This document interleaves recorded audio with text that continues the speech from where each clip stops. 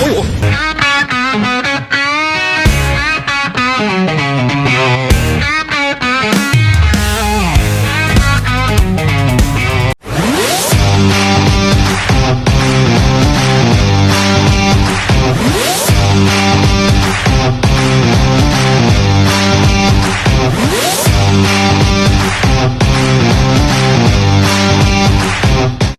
Camera, Rolling.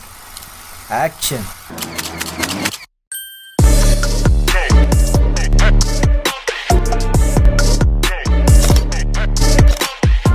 Pagbilang ng tatlo, isa, dalawa, tatlo, handa. Start a business here in Singapore and why you decided to start it here? Actually, sir, I really started online as while working dito sa Singapore, OFW. I used to be an OFW. And then, of course, before I was a single mom, before I got married again. So, I'm the only one na parang kailangan maraming gagawin, maraming side hustle kasi marami din akong bills. Not only my son, even my mom, depends on me rin.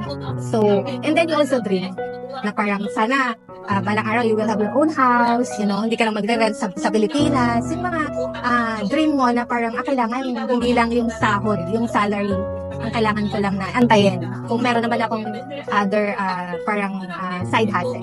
So I like to sell. Biggest influence yung mom ko.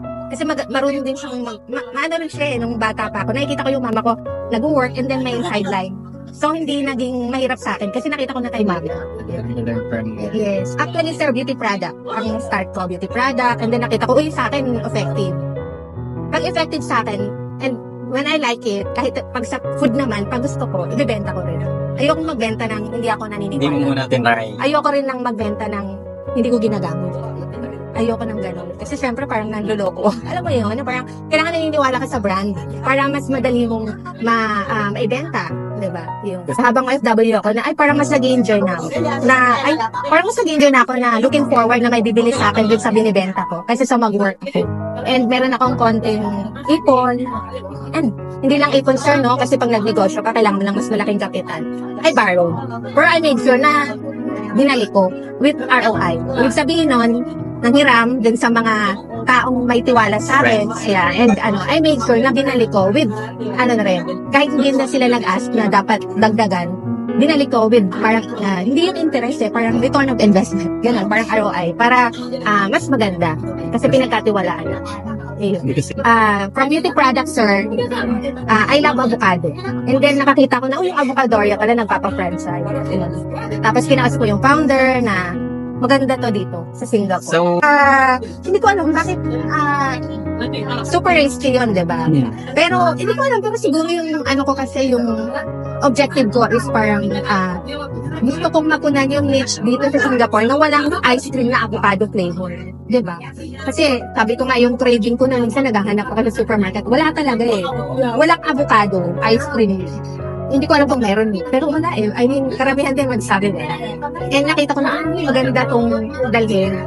And at the same time, syempre tumatanda kami, napapagod na rin ng asawa ko na as an employee. Mag-employee. So sabi ko sa kanya, try natin na kahit mahirap, kahit maraming struggle, at least hindi tayo yung namamasukan na. Tayo naman ngayon yung magmamahal. Turning point, no? Yeah. Madali, sir. Wala namang madali lalo na pag startup. Pero kung ano yung passion, nakakaya. Never ending naman yung mga struggle, yung mga challenges. Pero importante, hindi ka sumusuko. Yeah. I always think na lang yung being grateful kayo. Diba? Na parang kapag maraming problema, you choose to think na, buti na lang may business ako. Diba? Kahit paano, nandiyan pa rin. Think positive na, mas madami pang bibili, mas makikilala, gano'n. Isang customer na sabi niya, kaka-byuda lang niya. And every off day daw niya, pupunta siya dito para bumili lang ng avocado. Kasi yan daw yung happiness niya. Nawawala yung, alam mo yan, yung bighati. So parang nung narinig ko yun, alam mo yung parang mas namomotivate ako na kaya namin to, parang kahit maraming struggle, kahit hindi araw-araw, di ba? Hindi naman araw-araw busy ka di ba? Pero kapag narinig mo yung, ang galing, nakakatulong yung avocadoria, parang, From ice cream, no? Tapos parang may mga ganang story. ganun na parang, totoo pala yung happiness in avocado. Happiness in avocadoria. Sabi niya nga, alam mo, tuwing off day, kahit malayo, pupunta daw siya para lang kumain kasi it makes her happy. Nakakalimutan yung, alam mo yon. So, parang wow, ang galing, nakakatuwa. Yun. At sir, hindi naman madali magnegosyo dito sa Singapore. Diba? Ang daming challenge. Lalo na, yung rent, di ka naman makakahanap dito ng number Grabe. Number one, talaga rent and manpower, limited. Diba? So gusto ko talaga mag-open dito. Pero hindi naman pwedeng madaliin. Kasi kaya nga, naghanap kami ng tamang magandang location na hindi ganun kami. What are you doing in life that at the age of 35, parang breakdown moment mo ba yan? Or building moment mo ba yan? 35, doon ako mas nagiging financially confident. Alam mo yon yung parang 35 na dapat nag-iipon na, actually, parang dapat na mas maaga, no? Pero I feel na yung mga age bracket na, hindi talaga parang, or ako lang ba yun, na parang hindi, dahil siguro, depende sir sa family background. Hindi naman mayaman ang mga parents, alam mo yun. So, inuuna namin yung bills, di ba? Pero, sabi ko nga, walang imposible. Kahit na, OFW nga ako, di ba? Pero, even in Singapore, kahit nilaki yung sahod mo, kung mas marami yung gastos mo, konti pa rin na may ipon. And, kahit nga hindi ka magastos, kung marami ka namang nag-umaasa sa Pilipinas, medyo maliit pa rin ang may ipon. Kaya nga, it's very important kung meron kang side hustle. Yung side income na, of course, legit, di ba? Something na mag-a-add sa'yo ng income na mas makakaipon ka ng malaki. Ganun. So, yung mga 35, sir, more on ano na ako noon, nagbebenta, anong tawag doon? After na, Grinding. nag-work ako nun sa Nando. Nagbebenta-benta na ako. Marami na akong While binibenta. Marami na akong binibenta ng power bank, lipstick, Kasi mostly yung iba pag nakapagtrabaho sa Singapore, diba? Parang okay na ako, malaki na sahod ko, pag nagpadala ako, ganyan. Pero parang, Kulang. Tapos ang nagiging motivation pa ng iba, parang may utang ako, kailangan ko magtrabaho. Hindi nila alam na pag nag-risk ka sa entrepreneurship or nagbenta ka ng side hustle, yung parang, yung iba kasi nahihiya, di ba? Parang, ba't ka nagbebenta o ganyan. Which is, parang, ito yung side income mo para mawala yung mga bills mo. Para nakakatulong. Actually, sir, Galing. online, di ba? Sa sobrang laki ng tulong ng FB, ng Facebook, IG, TikTok, di ba? O even wala pa yung TikTok dati, FB lang, di ba? Ang daming active na Pinoy sa FB. So, ang ginagawa ko na, nagbebenta ko. Yung product nasa Pinas, ang pinapadalhan ko rin nasa Pinas. So, yung parang nagbebenta ka, nagpo-post ka, and then you earn something kasi nagpo-post ka, and then pabibili ka, pagaling. Galing. So, take advantage yung mga pwede mong magawa na kahit nasa ibang lugar ka. Kung meron ka namang, di ba? Actually, yung parang yung supplier namin, they help us. Sila yung nag-ship. Can you imagine? So, more on ano ka lang talaga. Yung Salesman. post lang. Active. And dito, sir, sa Singapore, alam mo, dito sa Avocadoria, I really make sure, kasi malaki na yung tulong. F&B kasi yung background. So, malaki yung tulong na natuturin ako sa mga marketing department or marketing team ng mga previous company. What is success and happiness for you? Success for me is kapag sa akin kasi sir, I don't see na ngayon at my age na yung success is being able to buy the material things. For me, success is being able to yung help. Being able to help yung mga, gusto ko makita yung mga employee ko, even in the Philippines, at saka dito, na parang, I did something, our company did something, para mas nag-improve yung buhay nila.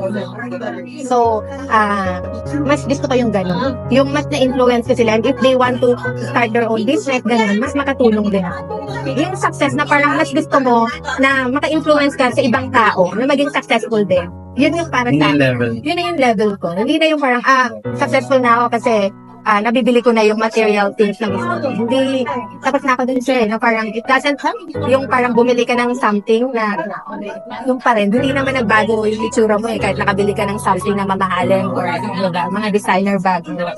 Siguro ngayon, mas gusto ko yung parang, yung influence mo sa iba.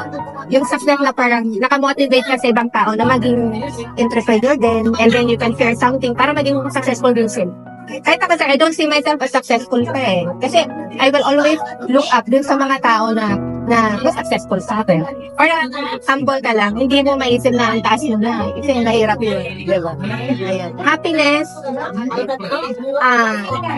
happiness sa akin, sir, is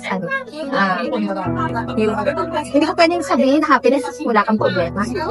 Kasi part talaga yun ng buhay natin eh. Even from start up to finish ng buhay natin, Like, it will always be part. So yung happiness is para sa akin being with my family. Yan. Yun yung pinaka-happiness ko. Yung longer life for the people that I love and for me. Happiness for me. Good health, happiness na yun. Hindi pwedeng masyadong mataas yung expectation or yung level ng happiness na hinahanap ko na parang kailangan pa happiness, material things. Ayokong yun i-connect yun. Mas nagiging peaceful yung life. Pag peaceful ka, mas happy ka. So, hindi pwedeng masyadong mataas yung mga level ng happiness na hinahanap ko. Or material. Mas gusto ko yung happiness na family, may maganda yun, healthy, gano'n. So, okay na yun. what moves you or what moves your heart? Katulad ng nanay, diba? The biggest motivation sa mga anak. So, kahit anong laki ng problem, kahit anong laki ng challenge, at the end of the day, ang isipin mo yung mga anak mo. Diba? And I think makaka-relate lahat ng nanay. Mga nanay na maalam-alam. So, kapag may mga problema na malalaki or na-encounter ko, ang lagi ko iniisip is, number one, si God. Siyempre, definitely si Allah. Na parang, hindi ka niya bibigyan ng problema kung na hindi mo kakayanin. So, yun ang number one. Kaya, minsan nagagalit ako sa sarili ko. Pag nagpapanik ako, nagagalit ako sa sarili ko pag masyado ako na-stress. Kasi at the end of the day, challenge is part of life. Kaya dapat hindi ako na-stress.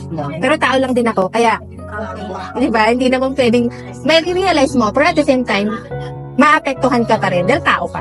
Pero ang importante, kung ano yung final thoughts mo na, okay, hindi ako pwede magtatalo. Ganun. So, what moves my heart is, God, my kids, and at the same time, yung pagiging grateful. Grateful, yun na lang. Always just to be grateful. Ang laki ng influence sa akin ng mga taong I look up to. Kasi, kaya nga ako nagpo-follow ako ng mga tao sa yung mga public figure na positive. Kasi it helps me to become optimistic din. Kasi, yes, mas gusto ko yung ganyan. Kasi as you grow older, mas you choose peaceful life na lang. Diba? Yung parang ayaw na ng away. Medyo sideline yun. Pero mas gusto mo ng tahimik. Pero yun ang positive. Grateful and then,